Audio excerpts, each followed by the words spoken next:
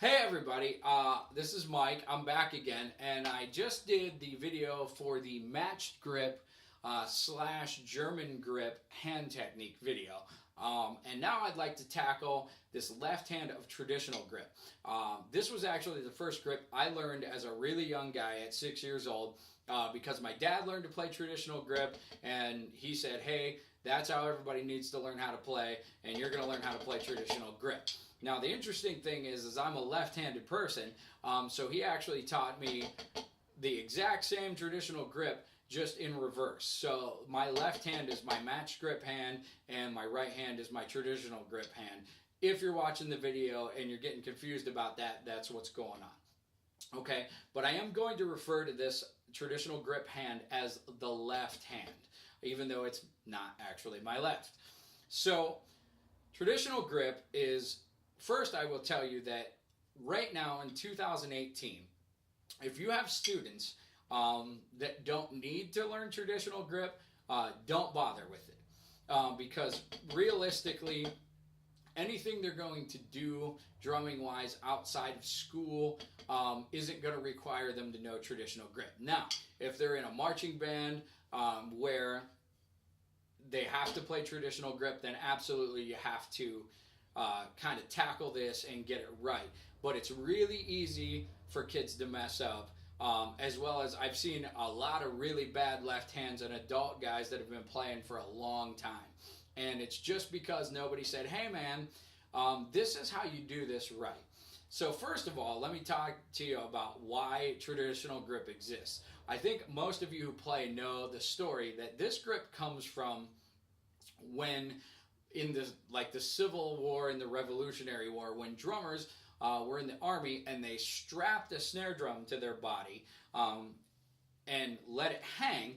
Well, obviously that drum didn't hang flat because it was only attached to them to that strap at one place. So the drum kind of hung in a way that was angled away from them. If you watch the old school big band drummers, of course the greatest of all time, Buddy Rich, his snare drum was always tilted away from him because he played traditional grip. Louis Bellson, all those great kind of big band jazz, well, I use the term jazz loosely, but all those great iconic big band drummers who play traditional grip, you'll notice that their snare on their drum set was also angled away from them to accommodate this. So now, with modern marching band equipment, they do make carriers that will tilt your drum for you, but a lot of times high school kids don't have those, and they end up playing a flat marching snare drum, as well as your kind of die-hard jazz players.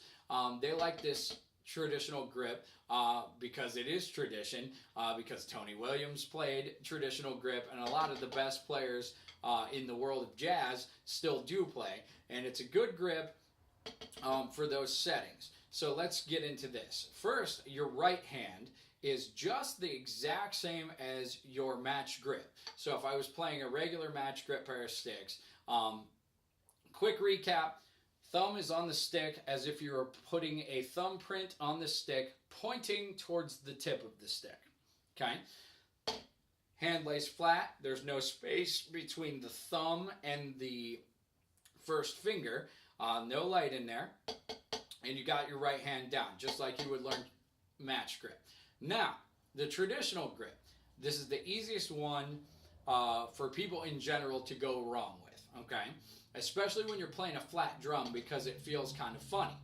So when I do traditional grip, and this is a really good explanation that I heard when I was growing up, is pretend like you're shaking somebody's hand, right? So you could see how my hand is actually running straight up and down, okay? Now what that means is the palm of my hand is not facing the ceiling. The palm of my hand is actually facing across me or kind of towards my rib cage. So that's the first thing. And the reason we do that is because that's the most natural wrist position. A lot of times when people pick up a stick traditional grip, they do all kinds of weird things with their wrist to try to play this way. And I'm not really sure why that happens, but it does. So we start with like an open handshake hand, and we put your hand out in front of you, okay? Now, from here, what I'm going to do is I'm going to take the stick and I'm going to place it in my hand. Okay, now you may feel like your balance point is a little more forward on the stick with a traditional grip, and that's okay, but eventually it's going to be about the same place as you would hold your stick in the match grip. Okay, now the other thing is I have my pointer finger and my middle finger on top of this stick, and I'm cradling it in between where my thumb and my index finger are.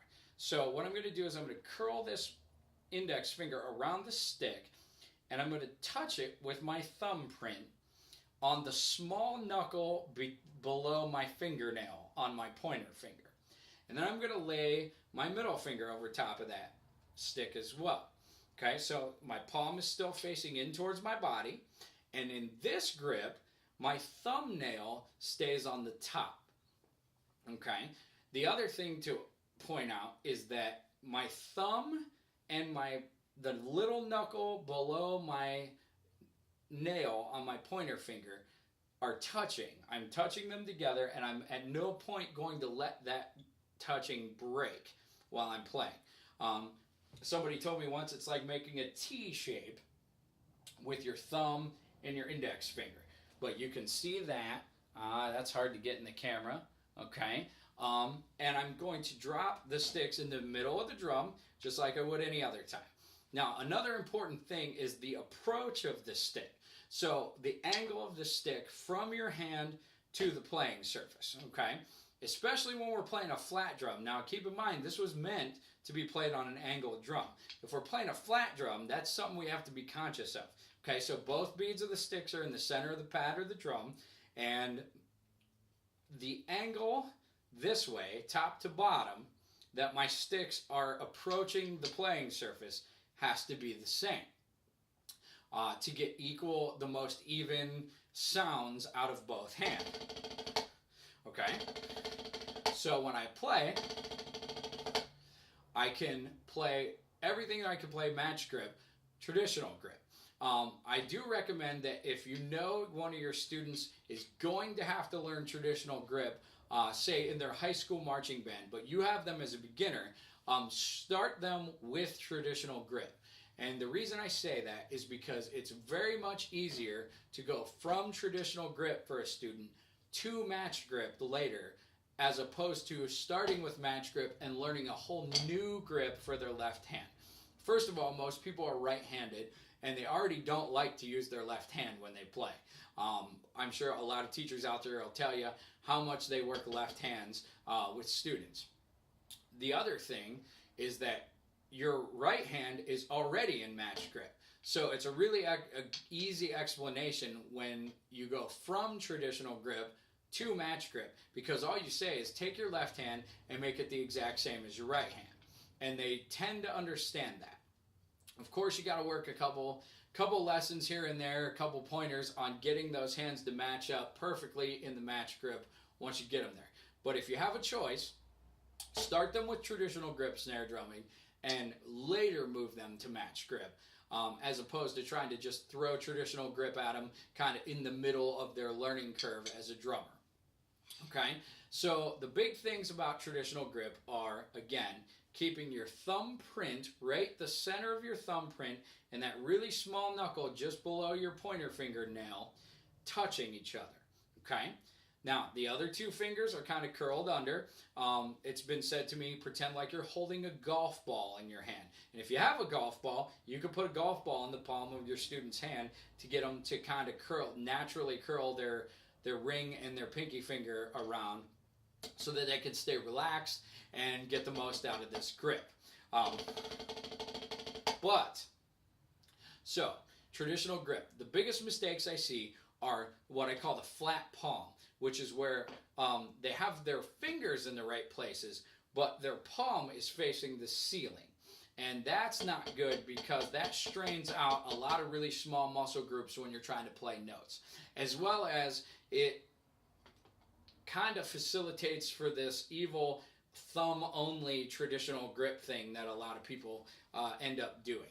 And really what you want is your pointer finger, your thumb, and your middle finger moving the stick.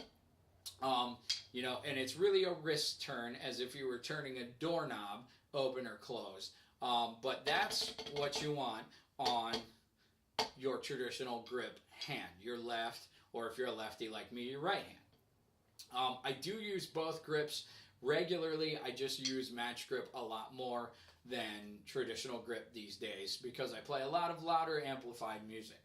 So again, that's the traditional grip hand. So the things to remember is keep your palm facing towards your body with your thumbnail pointing towards the ceiling. Keeping your index finger and your thumb touching at all times while you're playing is good, along with the middle finger draped over top of the stick and the ring finger and the pinky finger curled underneath naturally. Not tight, just naturally and relaxed, because obviously no matter what grip you use, you want to be relaxed when you play so that you can play fast for long periods of time without your muscles fatiguing and you getting tired and burning out. So that's the traditional grip video. Again, if you have questions, please put them under the video, on the comments, or whatever you guys would like to do.